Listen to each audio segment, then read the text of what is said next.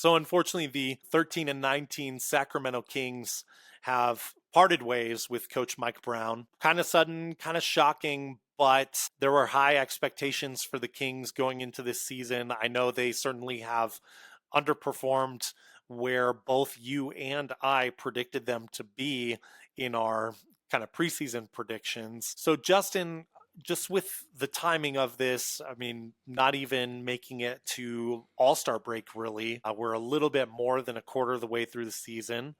What are your thoughts on the Kings letting go of Coach Mike Brown? Was it justified? So I always like to lean on the experts. We've interviewed a lot of great journalists, and especially those who've been covering the Kings and friends of the show. Deuce and Mo, they have been covering the Kings extensively and listened to a recent interview of theirs, talking to Fox 40's Sean Cunningham, and they seem shocked by this. They just seem flabbergasted. And even Mike Malone, the coach of the Denver Nuggets, seems super shocked about this. Yeah, his comments were really interesting. Sorry to cut you off. And I have no worries. I have the comments right here if you want to hear them. Yeah, let's do for it. our listeners. It's from ESPN, and then he gets in his car going to the airport to fly to LA, and they call him on the phone. And then to our listeners here, I'm just warning you a little bit explicit discussion here. No class, no balls. That's what I'll say about that. Unquote. That was Mike Malone. So a man who would know. Yes, he was, I think, DeMarcus Cousins' favorite coach, at least during his Sacramento tenure. Really liked Coach Malone. Yeah. And here's some other information. So Brown's firing comes during their longest losing streak since 2022. 5 losses coming at home. They're 13-18, 3 games back of earning a berth in the play-in game. The Kings have lost an NBA worst 9 games this season after leading in the fourth quarter, with probably the worst one coming Thursday night, as we discussed, against the Detroit Pistons. So I think this is an unjust firing. I think if they were like at the bottom of the conference where they had like 2 wins, then I think maybe. But they're still in the midst in a very tough Western Conference. And that's based on, I think even Deuce Mason said this. It's kind of, I think paraphrasing here, it's kind of same old, same old. This seems to be the history of this franchise, like not being able to get it together.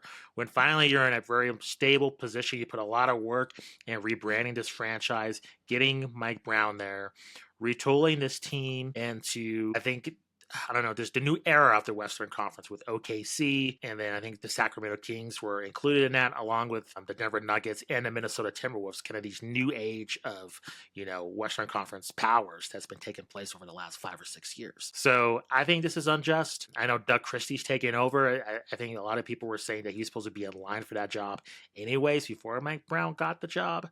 I believe he lost to the Lakers recently as a recording of this podcast, so we'll see what happens. I just think you're introducing a lot of turmoil. But overall, just based on what I'm hearing from other, journalists and analysts who follow this team way closer than I do, I concur with their analysis that this is pretty unjust. In the way that they fired him too. I will say this, a cowardly act. I mean, you don't have the guts to call the guy into your office and tell him face to face. I think a gutless move. And I don't think you can really get around that. Yeah, and Coach Brown, well-respected guy around the league. Steve Kerr also made comments regarding Coach Brown's firing, and of course, Coach Brown was, I believe, on the bench coaching with the Golden State Warriors when they won in 2022, and he's had a lot of successful runs in his own right, but this is one of those things, and I agree with you. The way that it was handled matters, and it also, I think, speaks more to the Sacramento franchise, unfortunately, in their leadership than it does to Coach Brown himself. When you've had as much success as he had in recent times for a franchise that hasn't done much ever. I mean, we remember the Lakers' brief rivalry with them where, they can kind of argue maybe had some of the calls gone a little bit differently, the Kings are getting a championship in the early 2000s, but that's really been about it for the history of the Sacramento Kings. And you may be at this breaking point, and maybe this firing is it, maybe not, but where if Coach Christie can't come in and change this around pretty quickly, this could be, again, a fall back into not only mediocrity, but irrelevance again. This is a team that has been a bottom feeder for most of their history, and this could be one of those things that leads you to that. You would think that for someone who's coach of the year and you're the franchise with the history that I just went over for Sacramento, you would be a little bit more loyal and hang on a little bit more. I tend to be a little bit more pro coach than I think a lot of other people that analyze the game and the goings on here as we do. But even still, I think, 13 and 19 is certainly under expectations. But you just mentioned in what you brought up with how close they are to a play-in game. And that's the thing. When you're looking, you only need to be a top 10 team to have some postseason action. Why not at least hang out towards the end of the year? Keep this guy around who has been successful. And, if they don't make the play-in tournament, I think you look a little less ridiculous for letting him go. Like if they're the 12 seed and they don't sniff the play-in tournament, I think it's more understandable and less of a PR hit. But again, like I said, I'll just reiterate and then be done here. I think it speaks more to the leadership of the Sacramento Kings really than Coach Mike Brown. Yeah. It came as, from what I've seen, a surprise too. So they better have a coach that, whether they have faith in Doug Christie or somebody who, gets fired or whoever is available, they better have a good plan. Because they put a lot of, they've done a lot of good things. The new arena, Light the Beam.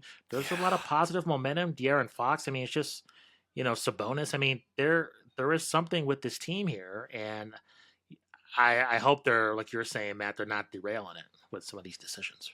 Yeah, hard for me to believe that they aren't derailing, but as they say, we'll see what happens. You mentioned they need a good plan. That's not something historically that the Kings have very frequently. So we'll see how that plays out. But, it's a fun team and a fun fan base, especially around like Deuce and Mo. Shout out to them. So we certainly kind of have a soft spot for that franchise. And my first NBA game was in Arco Arena in Sacramento.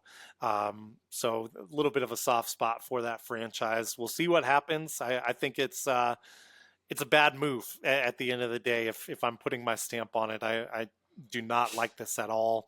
So we'll see what happens with them and if they can come back to being contenders in the Pacific or at least make some postseason action happen.